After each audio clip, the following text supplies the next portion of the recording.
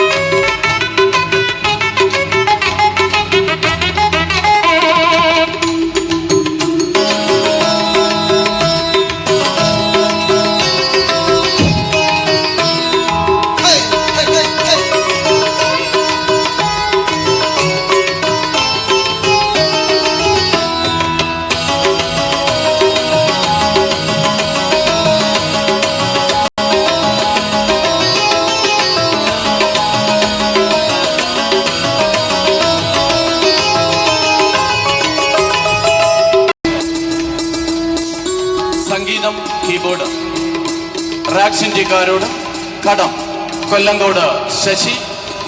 ഗാനങ്ങൾ സിജിൻ മുട്ടലമൂട്. തബല മോഹൻകുമാർ മുടവൂർപ്പാറ. കഥാവിഷ്കാരം ജോസ് വിക്ടർ ഞാറക്കാല. രചന സംവിധാനം സുരേഷ് വിട്ടിയറ. വിൽ പ്ലേ സുരേഷ് വിട്ടിയറ.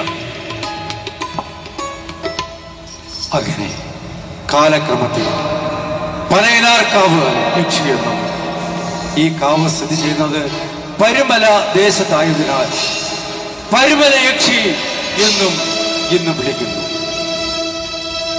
കലാസ്നേഹി, നമുക്ക് അല്പനേരം ആലോചിച്ചാൽ നമുക്കറിയാം, നമ്മുടെ സ്ത്രീകൾ അവർ ഇന്നും മാനിക്കപ്പെടേണ്ടവരാണ്. നമ്മുടെ മകളായി, സഹോദരിമാരായി, അമ്മയായി അവർ ദേവിയായി വാഴണം. എവിടെയാണോ നാരികൾ മാനിക്കപ്പെടുന്നത് അവിടെ ദേവതമാർ വസിക്കുന്നു എന്നാണ് കവികൾ പറഞ്ഞിരിക്കുന്നത്. എന്നാൽ ഇന്നത്തെ അവസ്ഥ നമ്മൾ ആലോചിച്ചു. നമ്മുടെ പെൺകുന്മാർ അവർ മറ്റുള്ളവരാൽ പീഡിപ്പിക്കപ്പെടുന്നു. അത് പാടില്ല. അവരുടെ കണ്ണുനീർ ഇനിയെങ്കിലും ഈ മണ്ണിൽ വീഴരുത്. അവർ അങ്ങനെയായാൽ യക്ഷിമാരായി, യക്ഷികളായി പുനർജനിക്കും. അവർ പ്രതികാരം വീട്ടും. അതുകൊണ്ട് നമുക്ക് സഹോദരിമാരെ മാറോട് ചേർത്ത്, മാറോടണച്ച് സ്നേഹിക്കാം. അവരാണ് നമ്മുടെ വീട്ടിലെ ഐശ്വര്യം, ഐശ്വര്യ ദേവതകൾ, നമ്മുടെ വീടിന്റെ വിളക്ക്. നമുക്ക് ഒന്നായി ചേർന്നുകൊണ്ട് ഇപ്പോഴുള്ള തിന്മകൾക്കെതിരെ പോരാടാം. അവരെ നമ്മുടെ സഹോദരികളെ നമുക്ക് സ്നേഹിക്കാം.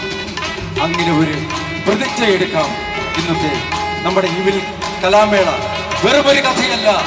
അങ്ങനെ സ്ത്രീകൾക്ക് നേരെയുള്ള അതിക്രമങ്ങൾക്ക് എതിരെയുള്ള ഒരു കഥയായി മാറട്ടെ എന്ന് മാത്രം ഞാൻ പറയുന്നു. നന്ദി.